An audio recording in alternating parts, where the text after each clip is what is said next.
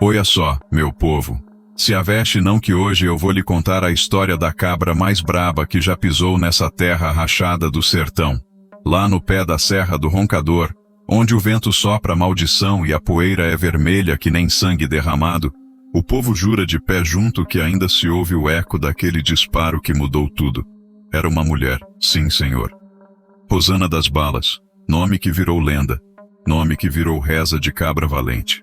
Se você gosta de história de cangaço, de sangue e coragem, já deixe seu like para o YouTube sempre te enviar as melhores. Se inscreva no canal e comente de onde você está me assistindo, porque o que eu vou contar aqui hoje é coisa que arrepia até a alma de defunto. Oxente, foi assim que tudo começou.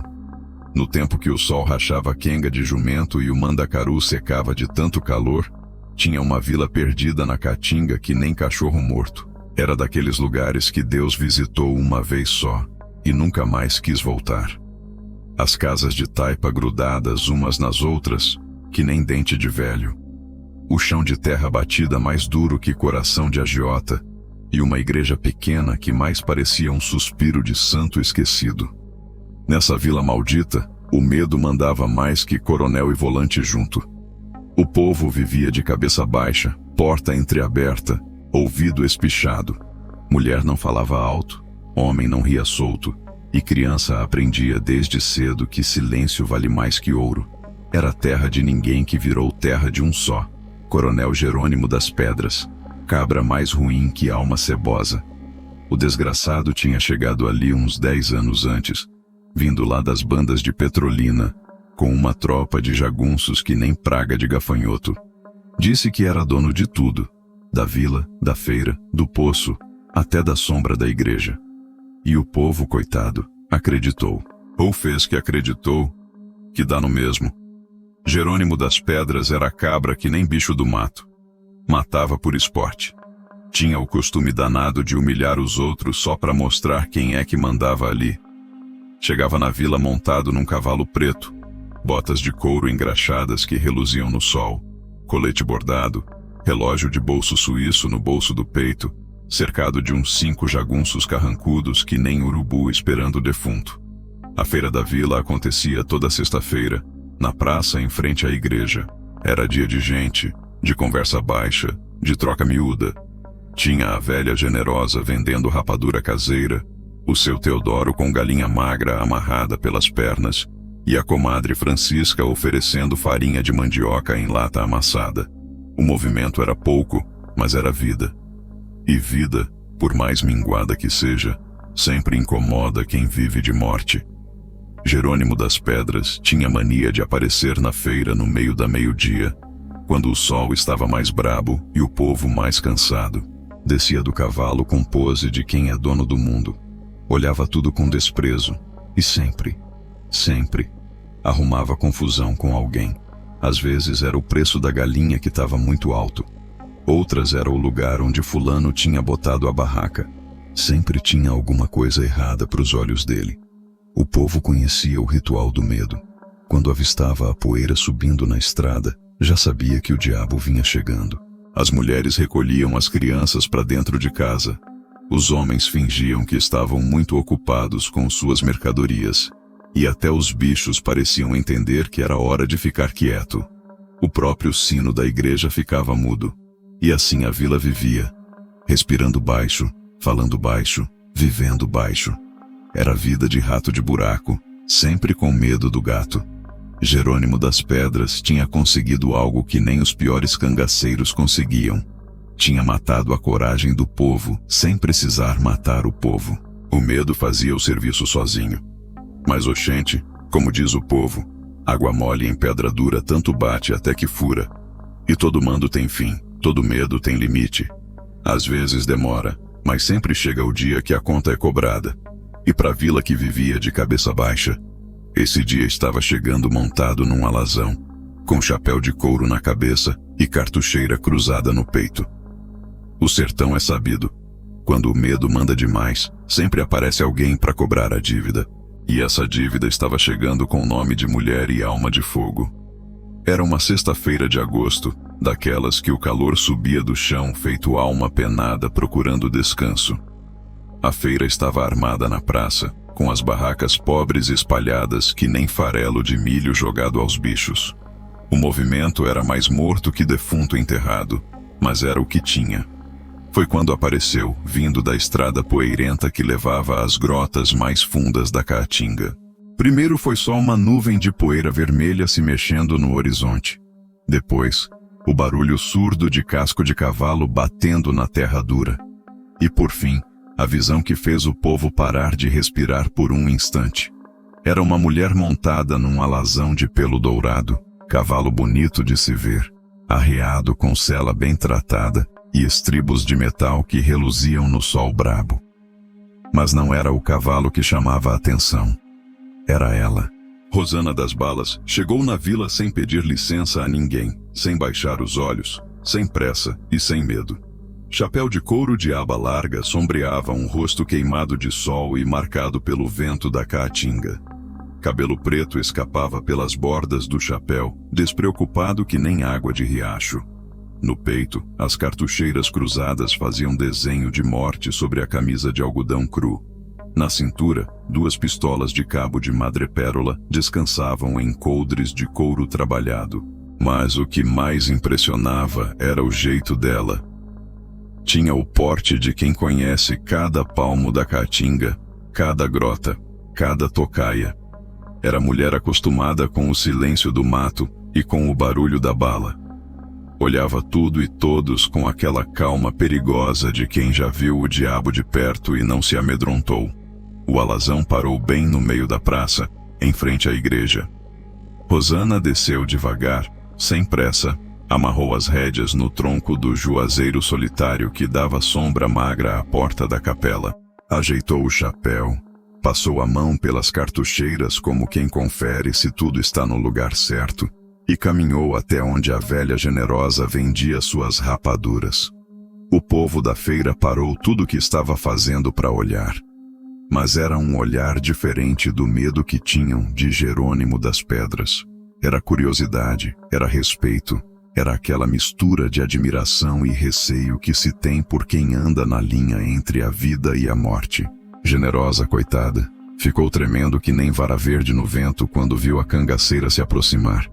Mas Rosana chegou mansinho, tirou uma moeda de prata do bolso e disse com voz pausada que nem canto de sabiá: "Me venda 2 rapaduras, mãe. Uma para mim, outra pro meu cavalo." A voz dela tinha aquele sotaque carregado do alto sertão, meio rouco de tanto poeira engolida, mas firme que nem promessa feita em altar. Generosa pegou as 2 melhores rapaduras que tinha, embrulhou num papel pardo, e quando foi receber o pagamento, viu que a moeda era de ouro verdadeiro.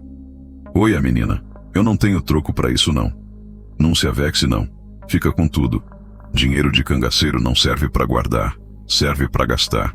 E foi ali, naquelas palavras simples, que o povo soube que Rosana das Balas não era mulher comum. Era cangaceira de verdade, daquelas que a fama corre léguas na frente. Era a cabra que já tinha provado que medo não era a palavra do vocabulário dela. Rosana partiu uma das rapaduras e comeu um pedaço, devagar, saboreando. Depois caminhou até o alazão e ofereceu a outra ao animal, que recebeu o doce das mãos dela, como quem conhece aquela rotina há tempo. O movimento dela era natural, sem pose, sem teatro. Mas cada gesto dizia mais que 1000 palavras. Dizia que aquela mulher e aquele cavalo eram parceiros de estrada, companheiros de fuga e de luta. Dizia que ela tratava o bicho com o carinho que só quem conhece a solidão da Caatinga sabe dar. Foi nessa hora que algumas mulheres da vila começaram a se aproximar das portas das casas. Não para conversar, ainda não, mas para ver de perto aquela aparição. Mulher armada, mulher livre, mulher que não baixava a cabeça para ninguém. Era coisa rara de se ver naquelas bandas. E Rosana sentia os olhares. Conhecia aquele peso do medo, aquela mistura de curiosidade e terror que sua presença causava. Mas também conhecia algo mais. Reconhecia nos olhos das mulheres uma fagulha de algo que parecia perdido. Era esperança, era vontade, era o desejo secreto de também poder caminhar com a cabeça erguida. O sol continuava rachando o mundo, A poeira continuava vermelha, e a vila continuava pequena, mas alguma coisa tinha mudado no ar. Uma presença nova tinha chegado, e com ela, a possibilidade de que as coisas não precisavam ser sempre do mesmo jeito. O alazão de Rosana das Balas não era cavalo comum, era bicho de raça, pelo dourado que relumia no sol como moeda de ouro polida, crinas balançando livres no vento quente da caatinga. Tinha o porte altivo de animal que conhece seu próprio valor, olhos inteligentes que pareciam entender cada palavra da dona, e músculos definidos de quem correu léguas sem fim pela terra rachada do sertão. Rosana tinha dado o nome de Corisco ao animal, não por causa do famoso cangaceiro, mas pela velocidade com que o bicho cortava a caatinga quando a coisa apertava. Era ligeiro que nem raio, resistente que nem mandacaru, e leal que nem cachorro de vaqueiro. Entre ela e o cavalo existia uma ligação que ia além do que os olhos podiam ver. Era parceria de guerra, companheirismo de quem divide o mesmo destino. Ela tinha ganhado o animal de um fazendeiro rico lá das bandas de Salgueiro, depois de uma tocaia que correu certa. O homem ofereceu ouro, prata, terra e gado para salvar a própria vida. Mas Rosana só queria uma coisa: o melhor cavalo da fazenda. E Corisco era o melhor cavalo que ela já tinha visto na vida. Desde então, os dois eram inseparáveis. Cavalo e cangaceira dividiam água no mesmo pote, sombra na mesma árvore e silêncio na mesma vigília. Quando a fome apertava, Rosana dividia sua comida com o bicho. Quando a sede castigava, ela dava a primeira água para Corisco. No sertão brabo, cavalo morto era cangaceiro a pé. E cangaceiro a pé era cangaceiro morto. Corisco conhecia cada som que Rosana fazia. Um assobio baixinho significava perigo à vista. Um estalo de língua era sinal para ficar quieto. Um toque suave na crina era hora de correr. O bicho tinha aprendido a guerra do mesmo jeito que aprendeu a confiar. Na prática, no sofrimento, na necessidade. A sela do cavalo era uma obra de arte sertaneja. Couro curtido no sol e na chuva, trabalhado com detalhes que mostravam a história dos dois. Tinha marcas de bala dos tiroteios que enfrentaram, riscos de espinho dos matos que atravessaram, e manchas de sangue das feridas que dividiram. Era a sela que contava a história sem precisar de palavra. Os estribos eram de metal polido, não por vaidade, mas por necessidade. Metal polido não enferruja fácil e não quebra na hora do aperto. As rédeas eram de couro trançado à mão, firmes, mas flexíveis, do tipo que não escorrega da mão nem com suor, nem com sangue. Cada detalhe do arreio tinha sua razão de ser, sua função na sobrevivência. Na sela, Rosana carregava seus pertences de guerra: bornal com munição, cantil com água, farinha e charque seco para matar a fome, e uma gaita pequena que tocava nas noites mais solitárias. Tudo amarrado firme, tudo no seu lugar certo. Vida de cangaceiro era vida organizada. Desorganização matava mais que bala de volante. Corisco conhecia a caatinga melhor que vaqueiro velho. Sabia onde tinha água escondida, onde a terra era firme, onde o mato dava cobertura. O bicho conseguia andar de noite no escuro, guiado só pelo instinto e pela confiança na dona. Já tinha salvado a vida de Rosana mais de uma vez, sentindo emboscada antes dela perceber, parando sem motivo aparente até que o perigo passasse. Na vila onde o medo mandava, a chegada de Corisco causou o mesmo impacto que a chegada da dona. O povo reconhecia cavalo de qualidade quando via, e aquele não era cavalo de vaqueiro nem de tropeiro comum. Era montaria de alguém importante, de alguém perigoso, de alguém que não brincava em serviço. As crianças da vila se aproximavam devagar, com aquela curiosidade perigosa da meninada. Queriam tocar no bicho bonito, mas sabiam que cavalo de cangaceiro não era para qualquer mão. Corisco deixava que elas chegassem perto, mas mantinha a atenção nos movimentos, sempre pronto para defender a dona se precisasse. Um dos meninos, mais corajoso que os outros, perguntou baixinho para Rosana: "Moça, seu cavalo é bravo?" Ela sorriu, e foi a primeira vez que o povo da vila viu aquele rosto duro se abrir em carinho. "Bravo não, menino. Ele é valente. Tem diferença." E tinha mesmo. Cavalo bravo atacava por maldade. Cavalo valente atacava por proteção. Corisco era valente que nem a dona. Não procurava briga, mas não corria dela quando ela vinha. O animal era mais que meio de transporte para Rosana. Era amigo, era família, era a única companhia constante na vida solitária da Caatinga. Em noites de solidão, ela conversava com o bicho como quem conversa com gente. Contava seus planos, suas dores, seus medos que ninguém mais podia saber. E Corisco escutava tudo, balançando a cabeça de vez em quando, como quem entende. Talvez entendesse mesmo. Bicho que vive tanto tempo junto de gente acaba ficando quase gente também. Ou gente que vive tanto tempo junto de bicho acaba ficando quase bicho. No sertão, as diferenças se misturam que nem água e poeira. Por isso, quando alguém ameaçava Corisco, estava ameaçando a própria Rosana. Era mexer com a família dela, com a única coisa que ela tinha de verdadeiro no mundo. E mexer com a família de cangaceiro sempre dava no mesmo, briga até a morte. O povo da vila ainda não sabia, mas estava prestes a aprender que alguns cavalos valem mais que a vida de muita gente, e que algumas mulheres matam e morrem por muito menos que um cavalo dourado. Era quase meio-dia quando a poeira começou a subir na estrada que vinha do lado da fazenda grande. O povo da feira já conhecia aquele sinal que nem reza decorada. Jerônimo das Pedras estava chegando com sua corja de jagunços para fazer o show de sempre. O costume dele era aparecer quando o sol estava mais brabo, bem na hora que o povo estava mais cansado e menos disposto para a confusão. Primeiro apareceu a nuvem vermelha levantando do chão.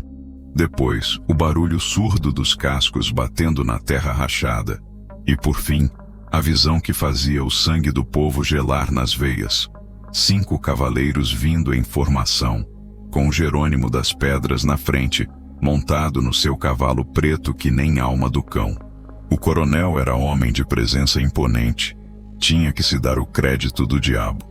Alto, ombros largos, bigode bem aparado, chapéu de feltro importado protegendo um rosto que o sol nunca tinha queimado de verdade. Usava colete de linho alinhado, calças de montaria bem cortadas e botas de couro engraxadas que reluziam que nem espelho. No bolso do peito, o relógio de bolso suíço marcava a pressa de quem tem o mundo nas mãos. Atrás dele vinham os jagunços, cabras carrancudos, mal encarados, com cara de quem matava por um tostão furado. Todos armados até os dentes, cartucheiras cheias, rifles atravessados nas celas. Eram a escolta pessoal do coronel, os executores da vontade dele. Gente que tinha vendido a alma há tanto tempo que nem lembrava mais de quando tinha sido gente de verdade. Jerônimo das Pedras tinha o costume danado de humilhar os outros só pelo prazer de mostrar poder.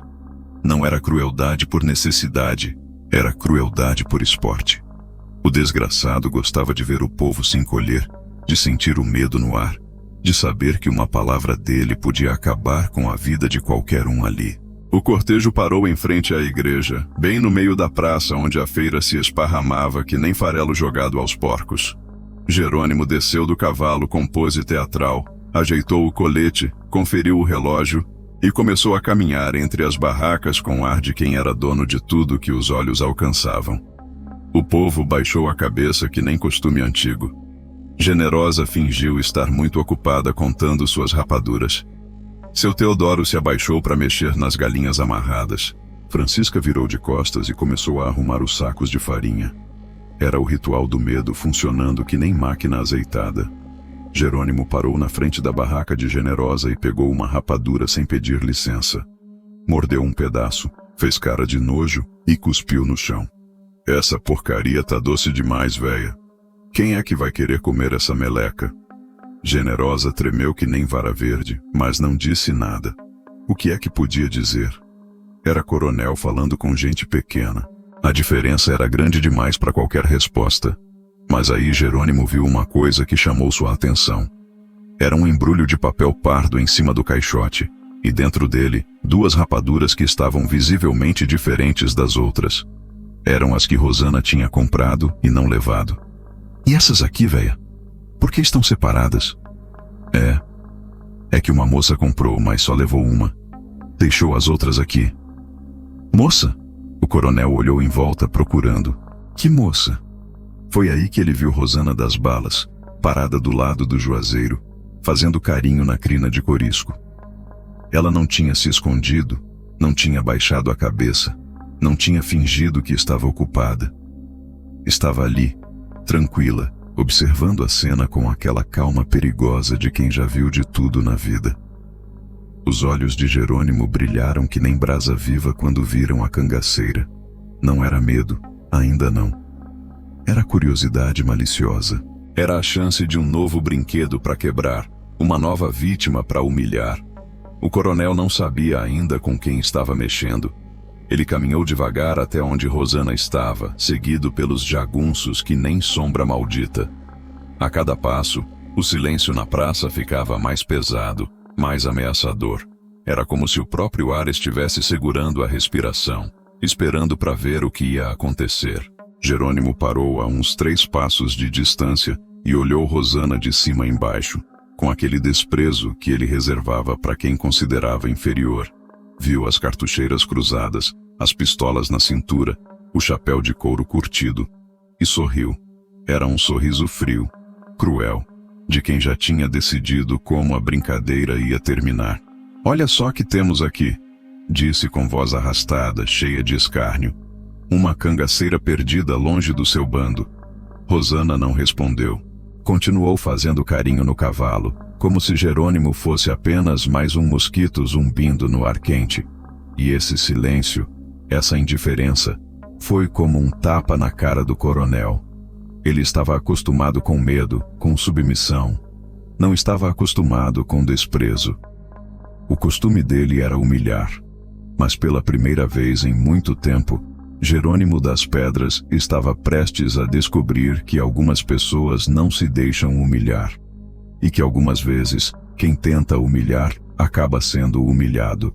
A conta estava chegando, e chegando montada num alazão dourado. O silêncio na praça estava pesado que nem chumbo derretido. Jerônimo das Pedras continuava parado ali, esperando alguma reação de Rosana das Balas, algum sinal de medo, alguma demonstração de que ela reconhecia quem mandava naquela vila. Mas a danada continuava acariciando a crina do alazão como se o coronel fosse transparente. Isso mexeu com o brio dele. Jerônimo estava acostumado a ser o centro das atenções, o dono da situação, o homem que com um olhar fazia qualquer um tremer nas bases. Não podia aceitar que uma mulher, ainda que fosse cangaceira, o tratasse como se ele não existisse. Os jagunços se posicionaram atrás do coronel, mãos próximas dos coldres, olhos atentos. Conheciam o patrão o suficiente para saber que, quando ele era contrariado, a coisa sempre terminava mal para alguém. E geralmente não era para ele.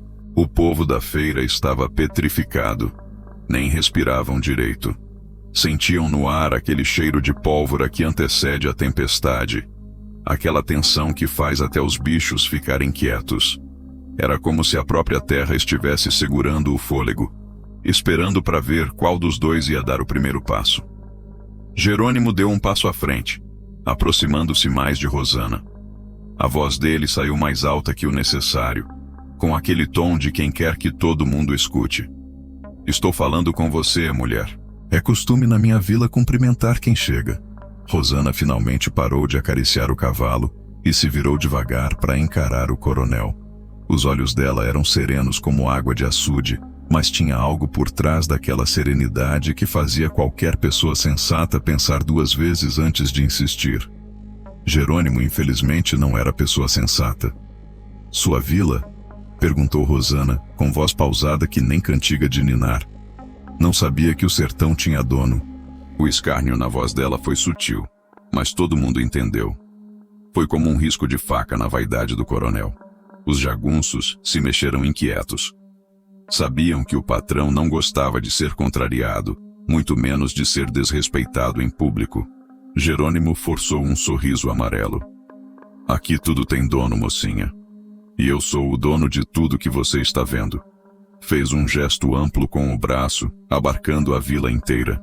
Inclusive desse cavalo bonito que você está montando. As palavras caíram na praça como pedrada em vidro. O povo entendeu na hora que o coronel tinha pisado numa jaca madura. Mexer com cavalo de cangaceiro era mexer com a vida do cangaceiro. Era declaração de guerra. Rosana inclinou a cabeça de lado como quem não tinha entendido direito. Como é que é? Você ouviu direito. Cavalo bonito desse em terra pobre é coisa de ladrão. E eu não aceito ladrão na minha vila. O alazão, como se entendesse a ofensa, bufou e bateu o casco no chão, levantando uma nuvenzinha de poeira vermelha. Rosana passou a mão no pescoço do animal, acalmando-o, mas seus olhos nunca saíram do rosto de Jerônimo. E o que é que o senhor pretende fazer a respeito? Perguntou ela com aquela voz mansa que escondia veneno. Jerônimo das Pedras cometeu então o erro que ia custar caro. Olhou para o cavalo, olhou para Rosana, olhou para os jagunços que o cercavam e sentiu-se dono da situação. Achou que tinha público suficiente para fazer um espetáculo, poder suficiente para humilhar quem quisesse e impunidade suficiente para dizer qualquer coisa. Foi aí que ele abriu a boca e soltou as palavras que iam mudar o destino da vila para sempre. Eu vou matar esse seu cavalo. O grito ecoou pela praça que nem trovão rachando o céu. As palavras ricochetearam nas paredes de taipa das casas. Entraram pelas portas entreabertas.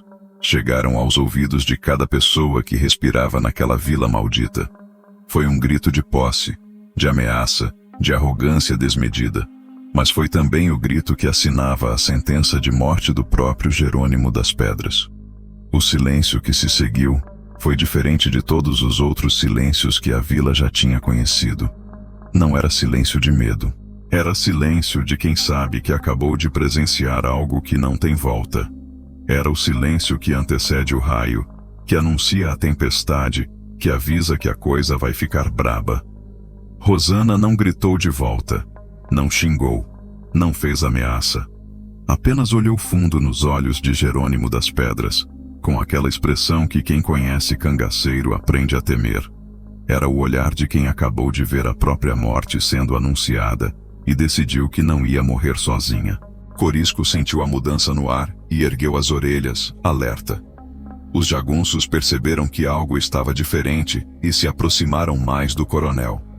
O povo da feira, mesmo sem entender direito o que estava acontecendo, sabia que presenciava um momento histórico. Era o momento em que a arrogância encontrava a coragem. O momento em que o abuso de poder esbarrava na justiça sertaneja. O momento em que uma ameaça covarde recebia a promessa silenciosa de uma resposta que ia ser ouvida léguas de distância. Jerônimo das Pedras tinha gritado sua sentença. Agora só faltava Rosana das Balas executar a cobrança. Depois do grito que rasgou a praça, o mundo parou. Era como se Deus tinha dado uma pausa na criação para ver como é que aquela história ia terminar. Nem passarinho piava, nem vento soprava, nem criança chorava.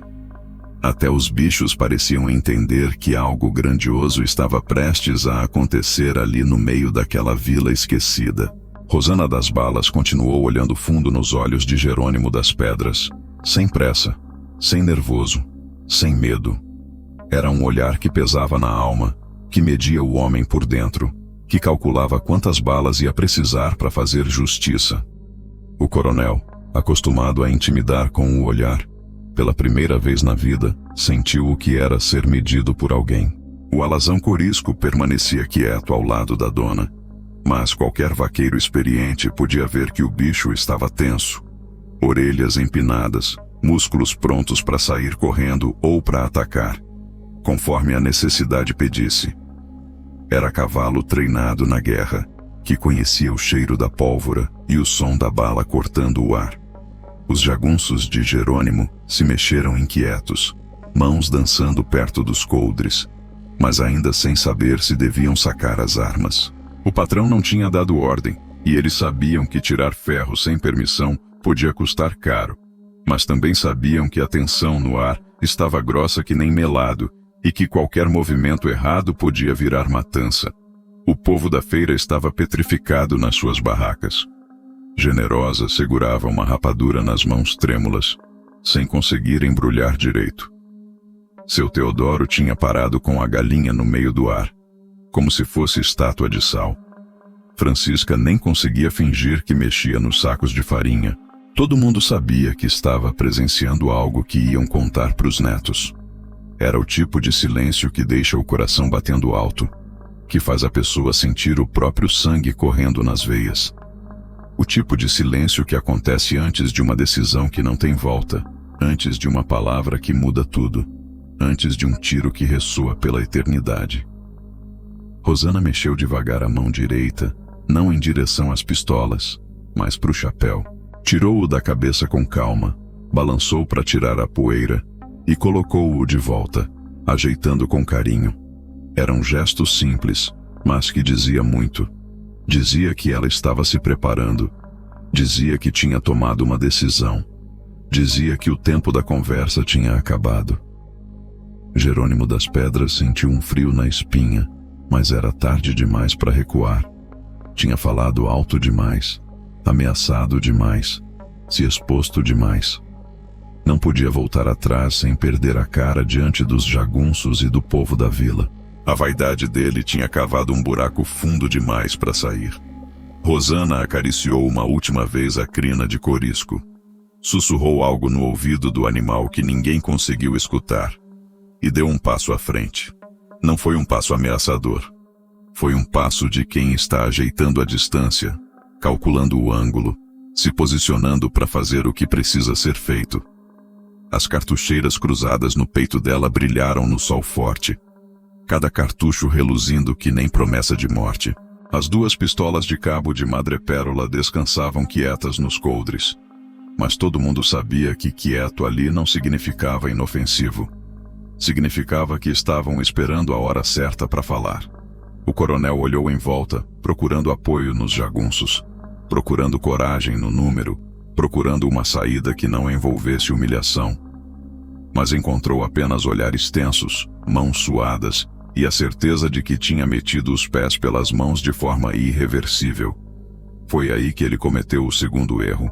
Em vez de reconhecer que tinha pisado em terreno perigoso, em vez de tentar contornar a situação com diplomacia, em vez de aceitar que tinha mexido com quem não devia mexer, Jerônimo das Pedras decidiu dobrar a aposta.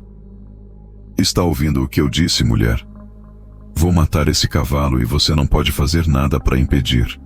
As palavras saíram da boca dele com menos força que da primeira vez. Havia algo na postura de Rosana, no jeito como ela o olhava, no silêncio pesado que envolvia a praça, que estava minando a confiança dele. Mas o danado ainda não tinha entendido que confiança não era o problema. O problema era que tinha assinado a própria sentença de morte. Rosana das Balas respirou fundo, devagar, como quem está se preparando para fazer algo que já fez muitas vezes antes. Não era nervosismo, era concentração, era o ritual mental que todo cangaceiro desenvolve antes de sacar o ferro e cobrar uma dívida de sangue. O sertão inteiro parecia estar segurando a respiração, esperando para ver como é que aquela história ia se resolver. E quem conhecia cangaço sabia que só tinha um jeito de terminar: com chumbo quente e justiça fria. O silêncio antes do trovão tinha chegado ao fim. Agora era a hora do estrondo que ia ecoar para sempre na memória daquela vila. As duas pistolas que Rosana das Balas carregava na cintura não eram armas comuns. Eram instrumentos de justiça forjados no fogo da caatinga e temperados no sangue dos inimigos. Cada uma tinha sua história. Cada uma tinha sua função. Cada uma tinha sede de vingança que só bala quente conseguia matar. A pistola da direita era uma Colt 45, cabo de madrepérola trabalhado à mão com desenhos de mandacaru e estrelas de 7 pontas. Tinha ganhado essa arma do próprio Lampião numa noite de festa em Mossoró, quando os dois tinham dividido cachaça e conversa sobre os rumos do cangaço. O rei do cangaço tinha olhado nos olhos dela e dito: Rosana, você tem alma de fogo. Essa pistola aqui precisa de dona que não tenha medo de usar. A pistola da esquerda era uma Smith & Wesson 38, cabo de osso de boi gravado com a oração de São Jorge Guerreiro. Essa ela tinha tomado de um tenente da Força Volante que fez a besteira de tentar abusar dela numa emboscada lá pras bandas de Petrolina. O desgraçado não viveu para contar a história, mas a arma ficou como troféu e como lembrete de que respeito não se pede, se impõe. Cada cartucho nas cartucheiras cruzadas tinha sido escolhido a dedo, pesado na balança, benzido por padre clandestino que benzia arma de cangaceiro.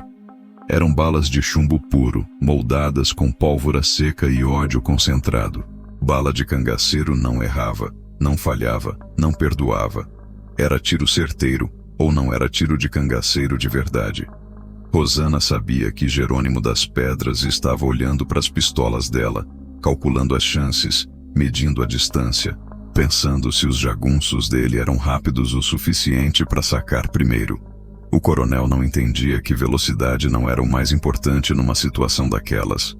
O mais importante era determinação. E determinação era algo que Rosana tinha de sobra.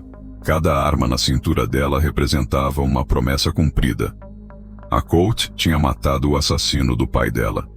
Um jagunço covarde que atirou pelas costas numa feira de gado. A Smith & Wesson tinha feito justiça por uma comadre estuprada por soldados da Volante. Eram pistolas que conheciam o cheiro da justiça e tinham sede demais. O coldre direito era de couro curtido no sol, trabalhado com rebites de metal e amarrações de couro cru. Permitia saque rápido, mas seguro, do tipo que não falha na hora da necessidade. O coldre esquerdo era mais simples, mas igualmente eficiente, feito por um celeiro velho que entendia que a vida de quem usa pode depender da qualidade do trabalho.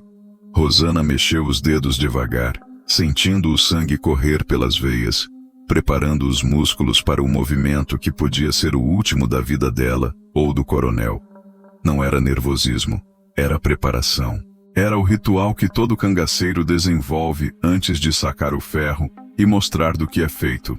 As cartucheiras cruzadas no peito dela brilhavam no sol forte, cada cartucho uma pequena ameaça de bronze reluzente. Tinha ali munição suficiente para uma guerra pequena, ou para fazer justiça grande. Dependia do tamanho da provocação e da sede de vingança que estivesse sentindo no momento. O povo da vila observava em silêncio, reconhecendo nos gestos de Rosana os sinais de que a conversa tinha chegado ao fim.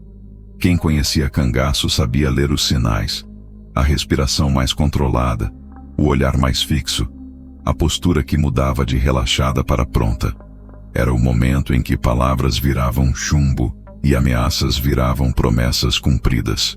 Jerônimo das Pedras estava começando a entender que tinha mexido com quem não devia mexer. Via na postura de Rosana algo que nunca tinha visto no povo da vila: a ausência total do medo. Não era coragem de desespero. Era coragem de quem já tinha visto a morte de perto tantas vezes que tinham virado amigas velhas. As duas pistolas descansavam quietas nos coldres, mas todo mundo na praça sentia que era uma quietude temporária. Era como água represada atrás de açude rachado. Podia parecer calma, mas a pressão estava aumentando, e quando estourasse, ia levar tudo pela frente. A resposta que Rosana carregava na cintura não precisava de palavras para ser entendida. Era a resposta universal, do tipo que todo homem entende independente de onde nasceu ou como foi criado. Era a resposta que o sertão dava para quem pisava onde não devia pisar. Jerônimo das Pedras olhou para as pistolas de Rosana. Olhou para os próprios jagunços. Olhou para o povo da vila que assistia tudo em silêncio e tomou a pior decisão da vida dele. Em vez de reconhecer que tinha mexido em cumbuca de marimbondo, em vez de tentar sair daquela enrascada com diplomacia, o danado resolveu dar uma risada. Foi uma risada forçada, alta demais, que ecoou pela praça que nem grito de alma penada. Era riso de quem está com medo mas não quer mostrar. Riso de quem sente que perdeu o controle da situação, mas ainda acredita que pode recuperar na base do blefe. Era o primeiro erro grave do coronel. "Olha só, pessoal", gritou ele para os jagunços e para o povo da vila. "A mocinha quer me meter medo com duas pistolas velhas." A risada ficou ainda mais estridente. mais desesperada. Eu tenho 5 homens armados aqui. 5 contra 1. Gosta de matemática, mocinha? Rosana não respondeu. Continuou olhando fundo nos olhos dele com aquela calma que gelava o sangue. Era o olhar de quem já tinha feito as contas e sabia exatamente como a história ia terminar. Matemática de cangaceiro era diferente de matemática de coronel. Não contava só o número de armas. Contava coragem, determinação e quantos dos homens estavam dispostos a morrer pelo patrão. Os próprios jagunços de Jerônimo se mexeram inquietos quando ouviram a pergunta sobre matemática. Conheciam cangaceiro de vista e de ouvir falar. Sabiam que cabra que anda sozinho na caatinga geralmente anda porque confia na própria pontaria. E confiança de cangaceiro não era coisa que se testava por brincadeira. 5 homens, continuou Jerônimo cada vez mais alto, cada vez mais nervoso. E você aí sozinha, achando que pode fazer alguma coisa, sabe o que eu vou fazer? Vou mandar meus homens matarem seu cavalo na sua frente, para você aprender a respeitar quem manda nesta vila. E aí Jerônimo das Pedras cometeu o segundo erro, o erro fatal que ia selar o destino dele para sempre. Virou-se para o jagunço mais próximo, um cabra magro e mal encarado chamado Tibúrcio, e deu a ordem que não devia ter dado. Tibúrcio, pegue seu rifle e mate esse cavalo, agora. O silêncio que se seguiu foi diferente de todos os outros. Era silêncio de quem acabou de ouvir uma sentença de morte sendo pronunciada. Tibúrcio olhou para o patrão, olhou para Rosana, olhou para o alazão corisco que estava quieto mas alerta, e pela primeira vez na vida, questionou uma ordem do coronel. Patrão, tem certeza? Claro que tenho certeza. Faça o que eu mandei. Mas Tibúrcio hesitou. Era jagunço há muitos anos, conhecia os sinais de perigo e estava vendo todos eles na postura daquela mulher. Via também algo que o coronel não estava vendo. Alguns moradores da vila tinham saído das casas e estavam se posicionando nas portas, formando uma espécie de círculo em volta da praça. Rosana percebeu a hesitação do jagunço e falou pela primeira vez desde que Jerônimo tinha feito a ameaça. A voz dela saiu baixa, pausada, carregada de uma calma mortal que fez todo mundo na praça sentir um arrepio na espinha. Tibúrcio, né? É esse seu nome? O jagunço assentiu com a cabeça, sem conseguir falar. Oia bem, Tibúrcio. Se você apontar esse rifle pro meu cavalo, vai ser a última coisa que você faz nesta vida. E eu não tô brincando, não. A ameaça era simples, direta, sem ornamentos, mas carregava um peso que fez Tibúrcio engolir em seco. Era promessa de cangaceira, e promessa de cangaceira sempre era cumprida. Jerônimo das Pedras, vendo que estava perdendo a autoridade sobre os próprios homens, ficou desesperado. Tibúrcio, eu mandei você atirar nesse cavalo. Faça o que eu mandei ou você está despedido. O jagunço olhou para o patrão, depois para Rosana, e tomou a decisão mais inteligente da vida dele. Baixou o rifle. Desculpe, patrão, mas eu não vou mexer com cavalo de cangaceira. Foi a gota d'água para a vaidade ferida de Jerônimo das Pedras. Ver um subordinado desobedecer ordem dele na frente de todo mundo foi humilhação que o orgulho dele não conseguiu engolir. Numa explosão de raiva e desespero, o coronel gritou: "Então eu mesmo faço!" E aí, na maior besteira da vida dele, Jerônimo das Pedras levou a mão em direção à pistola que carregava no coldre. Foi o último erro que cometeu. No momento em que Jerônimo das Pedras começou a levar a mão em direção ao coldre, a praça inteira virou um teatro do destino. Cada pessoa que respirava naquele pedaço de chão rachado se tornou testemunha de um momento que ia ser contado e recontado até o fim dos tempos. As portas das casas que tinham estado fechadas se abriram devagar. Primeiro foi Dona Zefinha, a parteira da vila, que saiu da casa dela e ficou parada na soleira.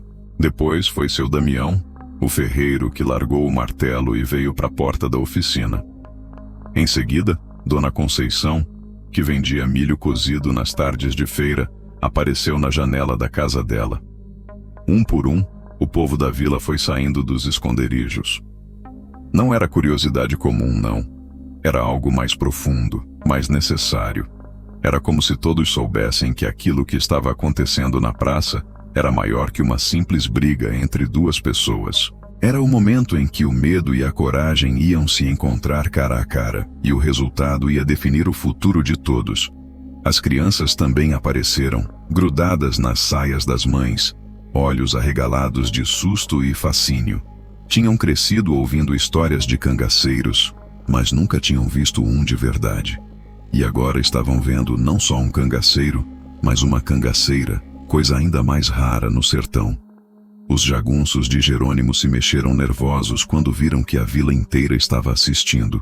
Sabiam que o que acontecesse ali ia virar lenda, ia ser contado em todas as feiras da região, ia chegar aos ouvidos de todo mundo que importava no sertão.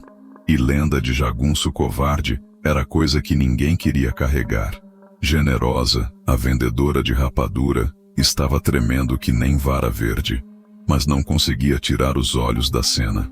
Seu Teodoro segurava as galinhas com força, como se elas fossem escapar voando. Francisca tinha largado os sacos de farinha e estava rezando baixinho, pedindo a Deus que não deixasse aquilo virar matança. Mas tinha gente na vila que não estava com medo. Tinha gente que estava esperando aquele momento há anos. Era o pessoal que tinha sofrido na mão de Jerônimo das Pedras, que tinha sido humilhado, roubado, espezinhado. E agora, pela primeira vez, viam alguém enfrentando o coronel de igual para igual. Dona Joana, que tinha perdido o marido numa cobrança de dívida inventada por Jerônimo, saiu da casa dela e ficou de braços cruzados, olhando. Seu Benedito, que tinha sido obrigado a vender a terra para pagar uma multa inventada pelo coronel, apareceu na porta da casa e não disse nada, mas o olhar dele falava tudo. A vila inteira virou testemunha porque sabia que aquilo era julgamento. Não era briga comum, não era discussão de feira, era justiça sendo feita na base da coragem, do tipo que não acontecia em tribunal, mas que acontecia na praça, com o povo assistindo e aprovando ou desaprovando. Rosana das Balas sentiu o peso dos olhares, mas não se intimidou. Conhecia aquela sensação de estar sendo julgada pelo povo, de ter que provar que merecia o respeito que exigia. Era assim que as coisas funcionavam no sertão. Coragem se provava na frente de todo mundo, ou não se provava. O silêncio era tão profundo que dava para ouvir a respiração de cada pessoa na praça. Dava para ouvir o coração de Corisco batendo. Dava para ouvir o vento fraco mexendo nas folhas secas do juazeiro. Dava para ouvir o suor pingando da testa de Jerônimo das Pedras. Alguns homens da vila se posicionaram de forma que podiam ver tudo sem atrapalhar nada. Era jeito sertanejo de fazer as coisas. Deixar que a justiça seguisse seu curso, mas estar presente para testemunhar que tudo foi feito direito. Era importante que ninguém pudesse dizer depois que alguma coisa foi feita pelas costas ou na covardia. As mulheres se agruparam de um lado da praça, os homens do outro. As crianças ficaram no meio, protegidas mas ainda conseguindo ver. Os jagunços de Jerônimo se espalharam, sem saber se deviam interferir ou deixar que o patrão se virasse sozinho. E no centro de tudo, Rosana das Balas e Jerônimo das Pedras se encaravam que nem dois destinos que tinham se encontrado para acertar uma conta antiga. A mão do coronel continuava se movendo devagar em direção ao coldre, e todo mundo sabia que quando ela chegasse lá, ia começar o espetáculo que ninguém na vila ia esquecer jamais. A vila tinha virado testemunha, e testemunha no sertão era coisa sagrada. Era gente que ia carregar a história, que ia contar para os filhos e netos, que ia garantir que a justiça feita ali não fosse esquecida nem deturpada. A conta estava sendo cobrada em praça pública, como tinha que ser.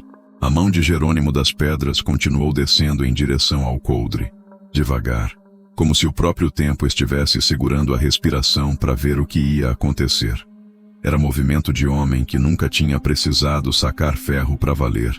Movimento de quem estava acostumado a intimidar só com a presença e o poder. Rosana das Balas não se mexeu. Continuou parada, olhando fundo nos olhos do coronel, com aquela calma mortal que fazia o sangue gelar nas veias. Não havia pressa nos gestos dela. Não havia desespero. Era a tranquilidade de quem já sabia como a história ia terminar antes mesmo dela começar. Quando a mão de Jerônimo tocou o cabo da pistola, Rosana mexeu. Foi movimento que ninguém viu direito, que aconteceu mais rápido que piscar de olhos, que pareceu coisa de encantamento ou mandinga. Num instante ela estava parada, no outro a coute de cabo de madrepérola já estava na mão direita dela, apontada para o peito do coronel. Jerônimo ainda estava tentando sacar a arma quando ouviu o estalo seco da coute sendo engatilhada. Foi som que congelou o mundo, que fez todos os corações na praça pararem de bater por um instante. Era som de sentença de morte sendo pronunciada, de justiça sendo armada, de conta sendo cobrada. Os olhos do coronel se arregalaram quando ele viu o cano da pistola apontado para ele. Pela primeira vez na vida, Jerônimo das Pedras sentiu o que era estar do lado errado da arma, o que era ser medido por alguém que não tinha medo de apertar o gatilho. Era sensação nova, terrível, de quem descobriu tarde demais que tinha mexido com quem não devia mexer. Não, conseguiu sussurrar, a voz saindo fraca, que nem gemido de bicho ferido. Mas Rosana das Balas não estava mais ouvindo súplicas. Tinha ouvido ameaça demais, tinha visto humilhação demais, tinha presenciado abuso demais para se deixar amolecer por medo de última hora. Justiça sertaneja não conhecia piedade para quem não teve piedade dos outros. O disparo ecoou pela praça que nem trovão rachando o céu. Foi tiro seco, certeiro, final. A bala saiu da coute com a força de anos de raiva acumulada, anos de injustiça engolida, anos de gente humilhada que não tinha quem defendesse. Foi bala que carregava a voz de todos os que tinham sofrido na mão de Jerônimo das Pedras. O projétil acertou o coronel bem no meio do peito, jogando-o para trás que nem boneco de palha. A pistola dele nem tinha saído do coldre direito quando o corpo tombou na poeira vermelha da praça, levantando uma nuvem pequena que se espalhou devagar no ar parado. Jerônimo das Pedras caiu de costas, olhos arregalados para o céu azul, boca aberta num grito que não chegou a sair. O relógio de bolso suíço continuou marcando o tempo, mas o tempo dele tinha acabado. O sangue começou a escorrer devagar, pintando o chão seco da praça com a cor da justiça cumprida. Foi tiro único, limpo, sem erro. Rosana não precisou de segundo disparo, não precisou de correção de mira. Era cangaceira de verdade, treinada na escola da necessidade, onde não havia lugar para desperdício de munição, nem para meia justiça. Uma bala, uma vida, uma conta quitada. O eco do disparo demorou para morrer.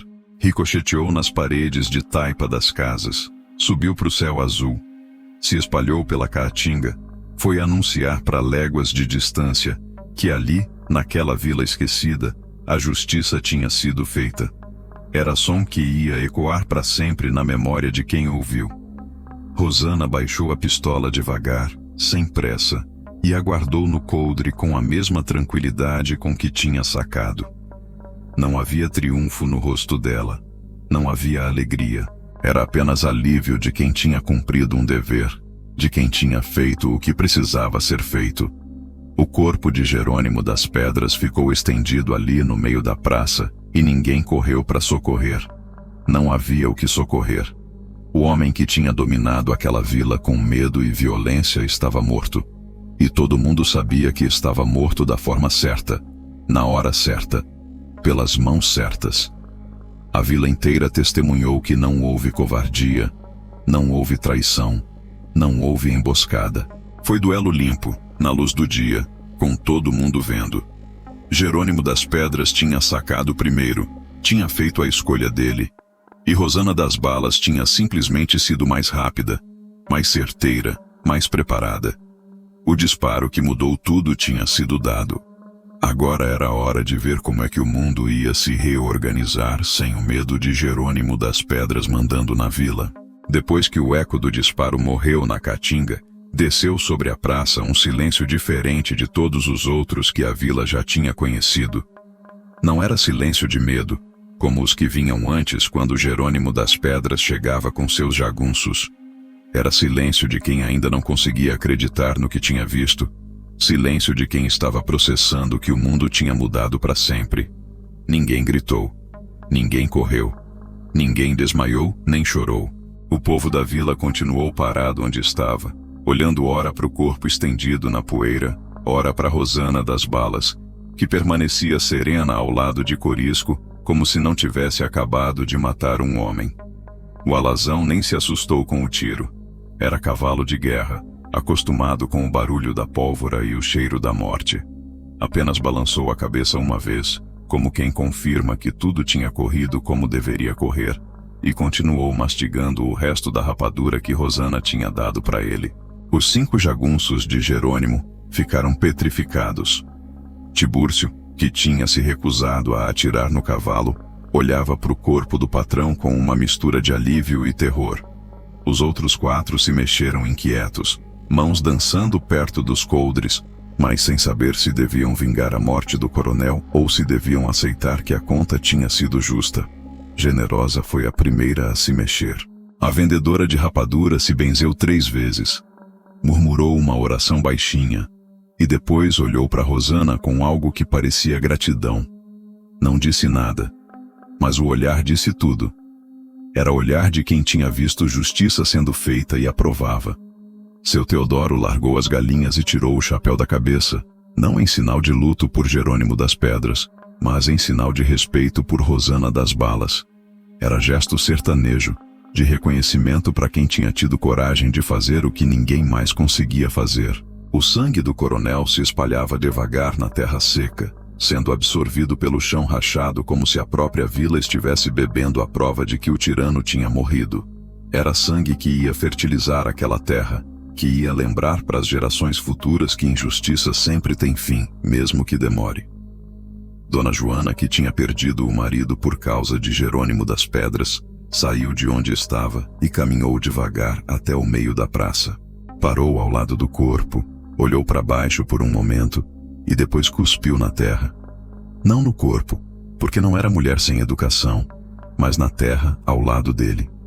Era a forma dela de dizer que aprovava a justiça que tinha sido feita. As crianças olhavam tudo com olhos arregalados, ainda sem entender completamente o que tinha acontecido, mas sentindo que algo fundamental tinha mudado no mundo delas. Não havia mais medo no ar. Não havia mais tensão. Havia algo diferente. Algo que elas nunca tinham sentido antes. Havia alívio. Rosana passou a mão na crina de Corisco e sussurrou algo no ouvido do animal. Depois olhou em volta, medindo as reações do povo, calculando se havia necessidade de mais alguma coisa ou se a conta estava quitada. Via nos olhos da gente não raiva, nem desejo de vingança, mas uma espécie de libertação silenciosa. Um dos jagunços, o mais novo do grupo, um rapaz que não devia ter mais de 20 anos, largou o rifle no chão e levantou as mãos. Não era rendição para Rosana. Era rendição para a realidade de que Jerônimo das Pedras estava morto e que talvez fosse hora de procurar outro rumo na vida.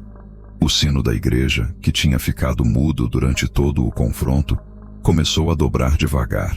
Não era dobrar de morte, era dobrar de libertação.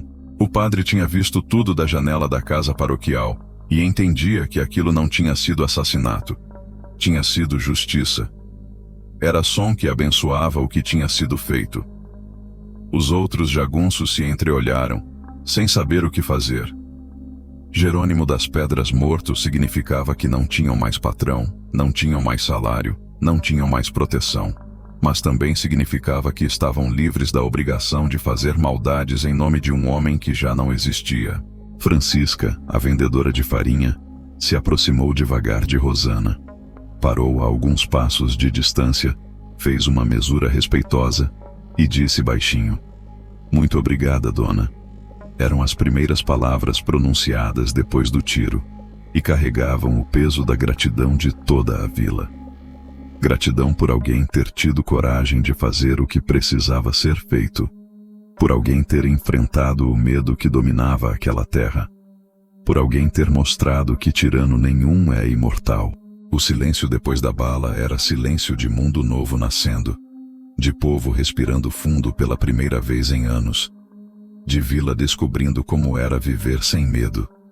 Era silêncio sagrado, do tipo que marca o fim de uma era e o começo de outra.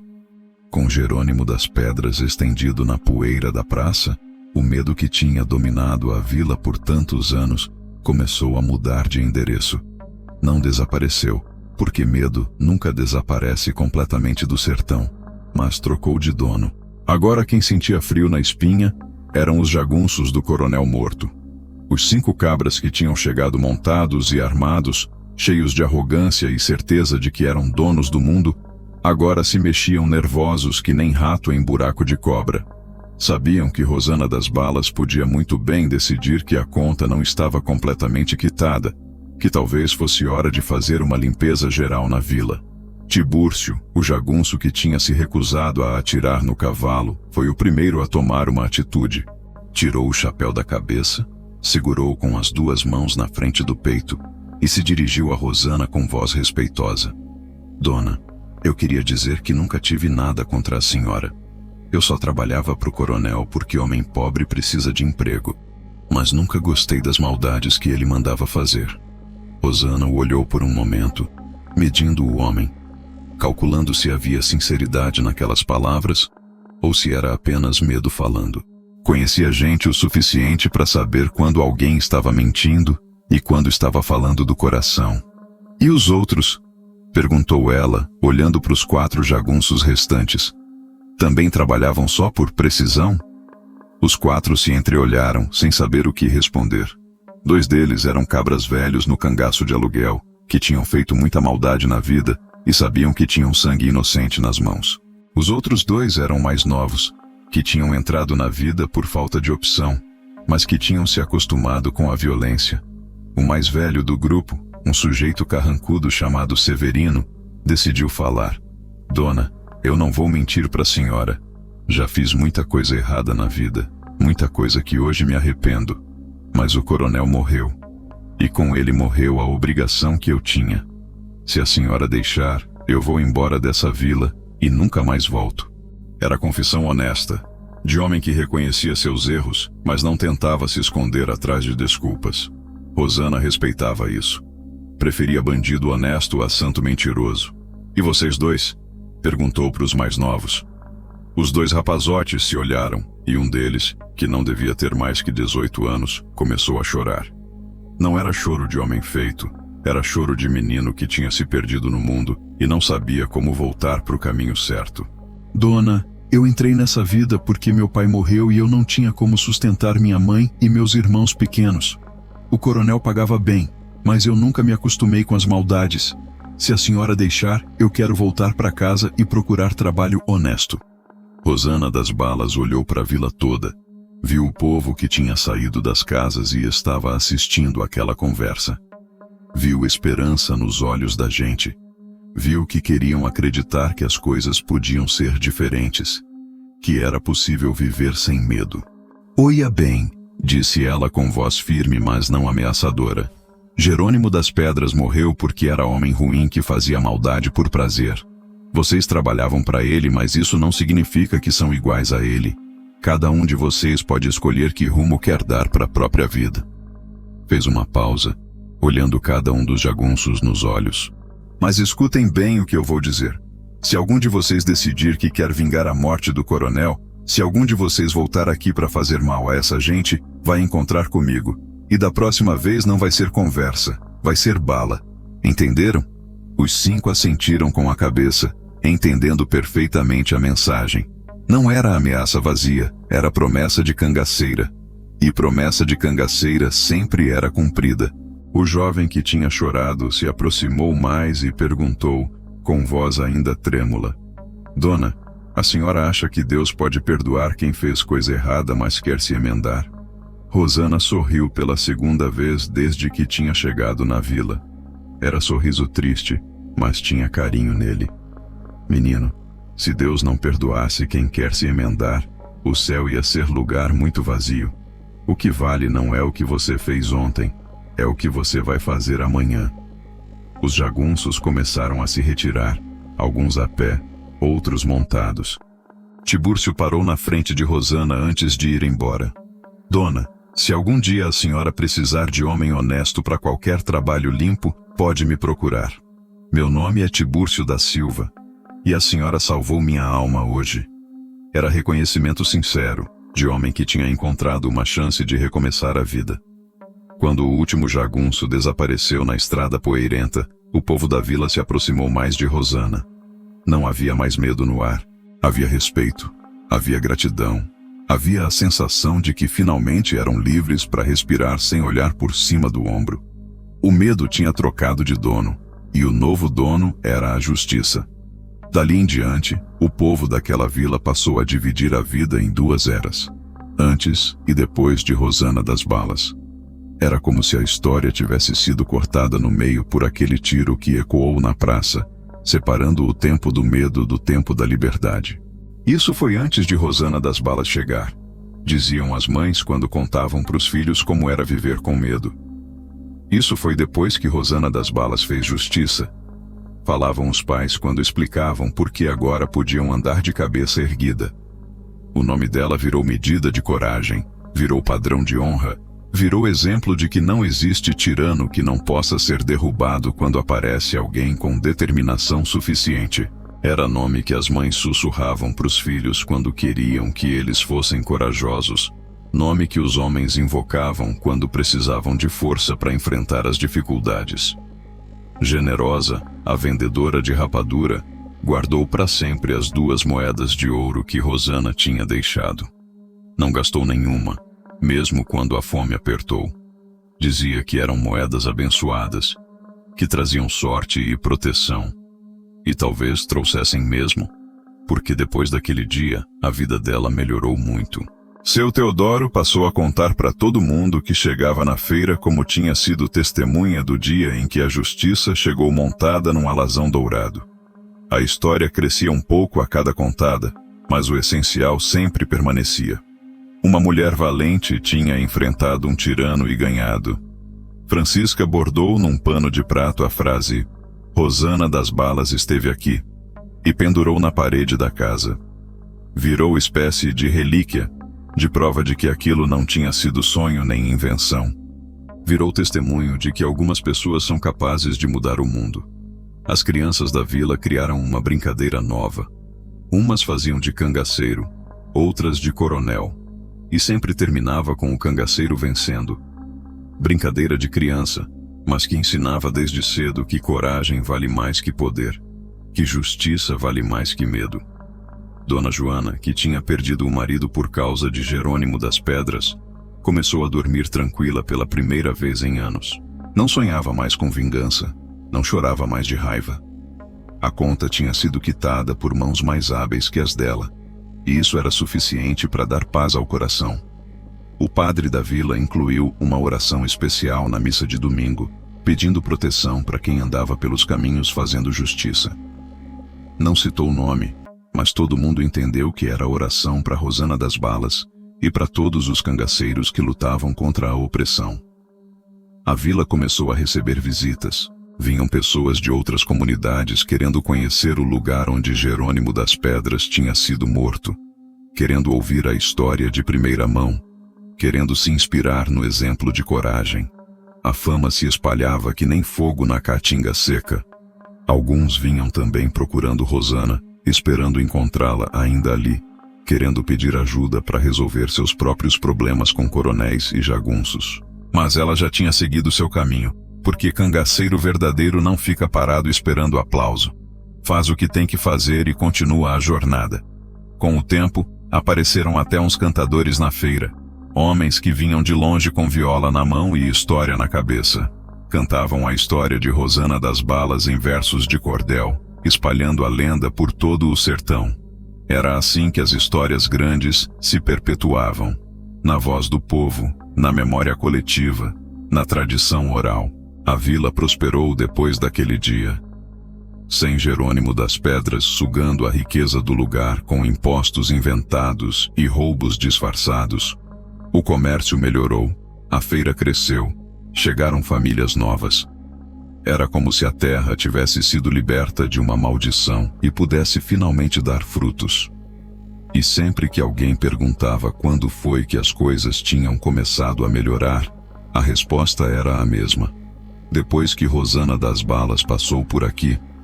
O nome dela tinha virado marco, tinha virado medida de tempo, tinha virado símbolo de que mudança sempre é possível quando aparece quem tem coragem de promover. Era nome que o sertão não ia esquecer jamais. No final da tarde daquele dia histórico, quando o sol começava a se esconder atrás da serra e a poeira da praça tinha finalmente baixado, Rosana das Balas se preparou para partir. Não havia pressa na partida dela, mas também não havia motivo para ficar. A conta tinha sido quitada, a justiça tinha sido feita, e cangaceiro que fica parado muito tempo vira alvo fácil. O corpo de Jerônimo das Pedras tinha sido removido da praça pelo coveiro da vila e por alguns homens que se ofereceram para ajudar.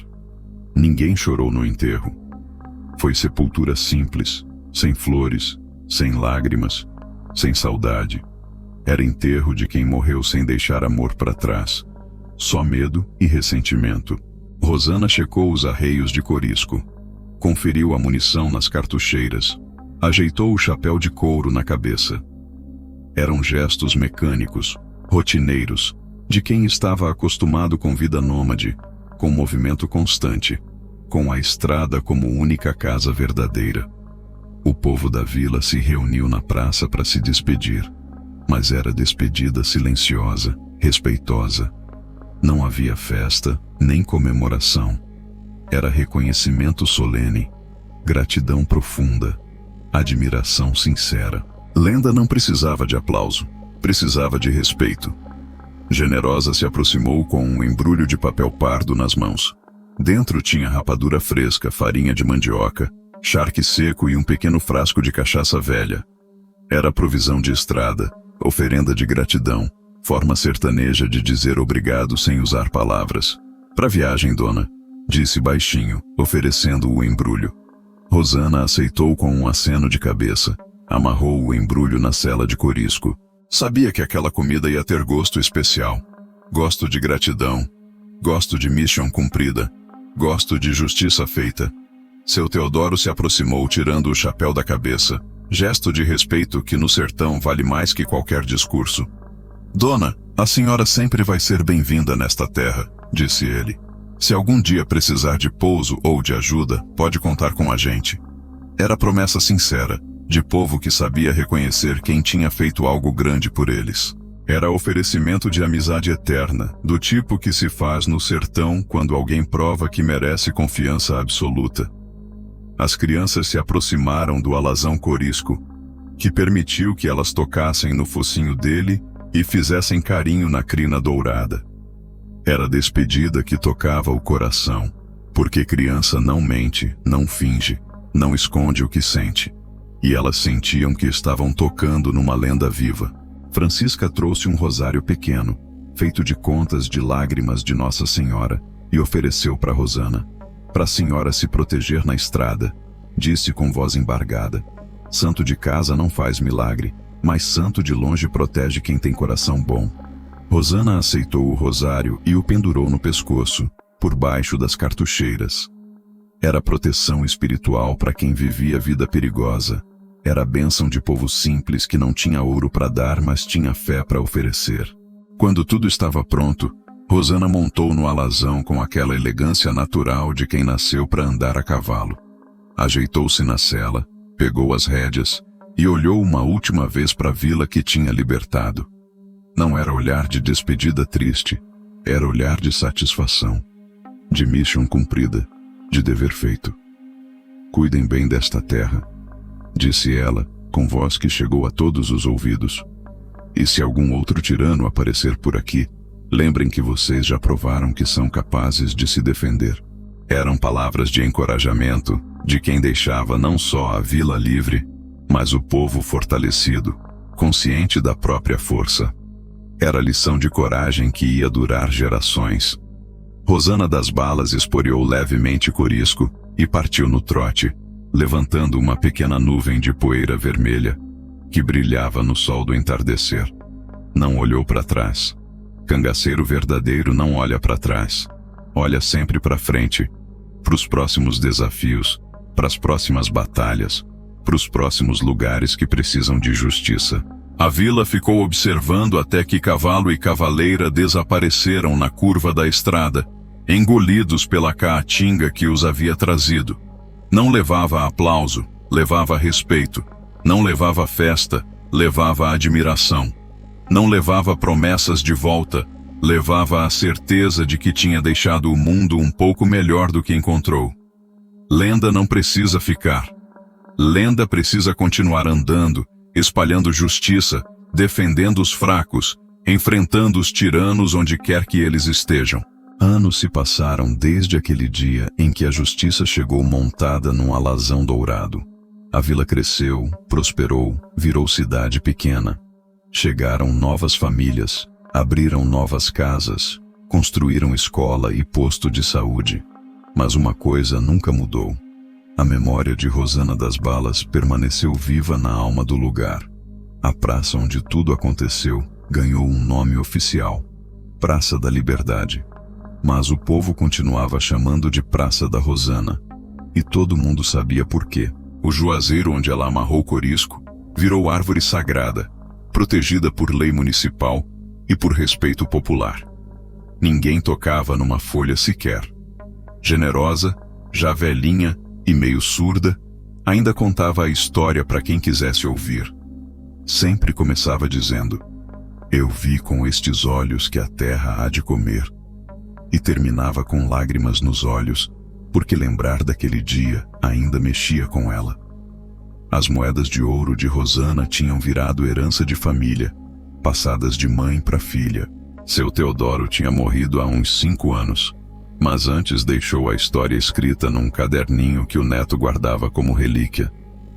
Todo detalhe estava lá: a cor do cavalo, o brilho das cartucheiras, o som do tiro que mudou tudo.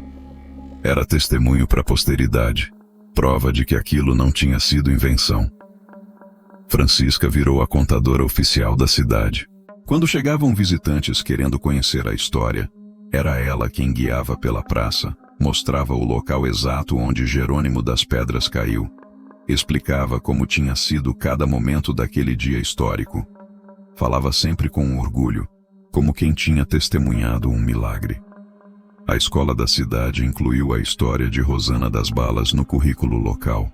As crianças aprendiam que coragem não tem gênero, que justiça não conhece medo, que uma pessoa determinada pode mudar o destino de muitas outras. Era a educação cidadã, formação de caráter, semente de futuras lideranças. Cantadores continuavam chegando de tempos em tempos, trazendo versões novas da história, adicionando detalhes que a imaginação popular criava. Alguns diziam que Rosana podia atirar de olhos fechados, outros que Corisco era cavalo encantado. Lenda crescia, mas o essencial permanecia. Ela tinha sido real, tinha feito justiça, tinha libertado o povo. Apareceram até uns historiadores da capital querendo documentar a história. Vieram com câmeras e gravadores, entrevistaram os sobreviventes, fotografaram a praça, mediram distâncias, queriam transformar lenda em fato histórico, mas descobriram que já era as duas coisas. Fato que virou lenda, lenda baseada em fato. De vez em quando chegavam notícias de Rosana das Balas vinda de outras regiões. Diziam que ela tinha aparecido lá para as bandas de Juazeiro, fazendo justiça contra um latifundiário corrupto. Outros juravam que tinha sido vista em Petrolina, defendendo uma família de poceiros. Verdade ou invenção, não importava. O importante é que o nome dela continuava vivo. Um dia apareceu na cidade um homem já idoso, cabelo branco, andar meio curvado. Disse que chamava Tibúrcio da Silva, que tinha sido jagunço de Jerônimo das Pedras, e que queria agradecer pessoalmente a Rosana das Balas por ter salvado a alma dele naquele dia. Quando soube que ela tinha partido há muito tempo, ajoelhou na praça e rezou um terço inteiro. A história de Rosana das Balas se espalhou por todo o Nordeste. Virou tema de livro, música, peça de teatro. Cada lugar que contava a história adicionava sua própria cor local, sua interpretação particular. Mas o núcleo permanecia intocável. mulher valente, cavalo dourado, tiro certeiro, tirano morto, povo libertado.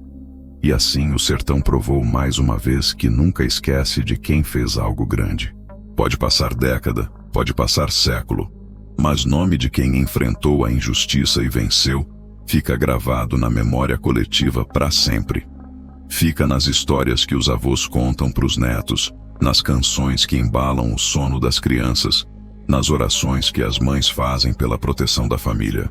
O sertão é terra que guarda seus heróis na alma, que preserva suas lendas no coração, que cultiva suas esperanças na fé de que sempre vai aparecer alguém para fazer o que precisa ser feito. Terra que sabe que justiça verdadeira não vem de papel assinado em gabinete, vem do peito de quem tem coragem de enfrentar o que está errado. E por isso, até hoje, quando a vida aperta e a injustiça parece estar vencendo, o povo do sertão olha para o horizonte e sussurra: "Oxente, cadê uma rosana das balas quando a gente precisa?" Porque quem morreu não calou, virou canto no vento, reza no mato, memória viva entre o povo, virou lenda eterna que ecoa pela caatinga, carregando justiça e coragem para onde quer que o vento leve. E assim ela permanece, galopando pelo tempo, seguindo para sempre. No rastro da pólvora.